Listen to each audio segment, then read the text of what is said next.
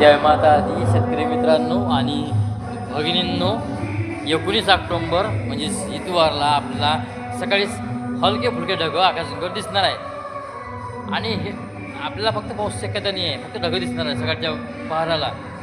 पडलाच तर एक दिवसाबाद तुरळक ठिकाणी पडला असतं तर एक दिवसाबाद हलका फुलका पाऊस, जास्त पाऊस शक्यता नाही. पडला असतं तशी पाऊस शक्यता नाही आहे. तर सकाळीच आपल्याला हलके फुलके ढगं काय काय बात दिसणार आहे, उद्या काय काय जिल्ह्यामध्ये काय बात. सकाळी 7 वाजतापासून दुपारी 12 ते संध्याकाळी 5च्या दरम्यान सूर्यास्त दिसणार आहे, ऊन पडणार आहे, गरमी होणार आहे, हलकीशी हवा. आणि जे ऊन आहे दिवसभराची, हे ऊन थोडीशी अंधुकपणा राहणार आहे. दिवसभराच्या उन्हीमध्ये थोडासा वातावरणामध्ये अंधुकपणा वाटणार आहे आपल्याला. ऊन दिसणार आहे पण जास्त ऊन चटकेल ऊन राहणार नाही, गरमी जास्त होणार आहे, हलकीशी हवा.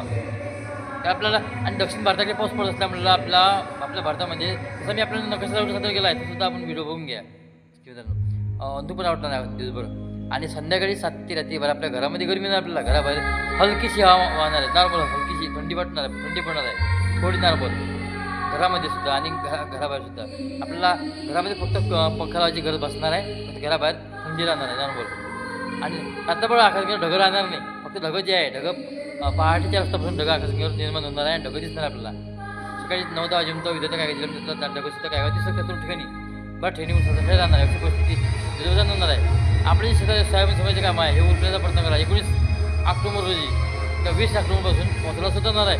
विदर्भापूर्वी जिल्ह्यापासून त्यानंतर ओडिशा, छत्तीसगड राज्य आणि विदर्भ याला पावसाची शक्यता बनणार आहे 20 तारखेपासून. आणि 21 तारखेला पावसाचं पण थोडं समोर विदर्भ पश्चिम जिल्ह्यापासून येणार आहे. विरोधात चला सुद्धा मी मंदिरामध्ये आहे, आपल्याला व्हिडिओ सादर करतो कारण मला व्हिडिओ काढण्याची वेळ मिळाला नाही.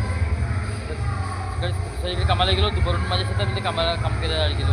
आता व्हिडिओ फवारा मारला माझ्या शेतामध्ये, जसा वेळ मिळाला तसंच मी आपल्याला लगेच व्हिडिओ सादर करतो.